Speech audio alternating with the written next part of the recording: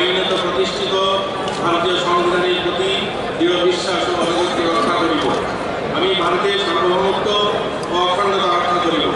আমি ত্রিপুরা রাজ্যের মন্ত্রণালয়ে অথবা বিভাগের ভারপ্রাপ্ত ক্যাবিনেট মন্ত্রী হিসাবে আমার কর্তব্য বিশ্বস্তভাবে ও বিভাগ পরিণতের সহিত সম্পূর্ণ করিব এবং ভারতের সংবিধান অনুযায়ী ভয়, অনুগ্রহ, ভীতি বা বিদ্বেষ মুক্ত থাকিয়া সর্বশ্রেণীর লোকের প্রতি ন্যায় আচরণ করিব। আমি শ্রী ত্রিপুরায় ভগবানের নামে দৃঢ় বিশ্বাসের সহিত শপথ করিতেছি যে ত্রিপুরা রাজ্যের মন্ত্রণালয় অথবা বিভাগের ভারপ্রাপ্ত ক্যাবিনেট মন্ত্রী হিসাবে আমার নিকট যে বিষয়ে বিবেচনার জন্য উপস্থাপিত করা হইবে অথবা আমার জাতিস্তরে আসিবে তা ক্যাবিনেট মন্ত্রী কার্যনির্বাহের জন্য ব্যতীত প্রত্যক্ষ বা পরোক্ষভাবে কোনো ব্যক্তি বিশেষ বা ব্যক্তির নিকট বলিব না বা প্রকাশ করিব না।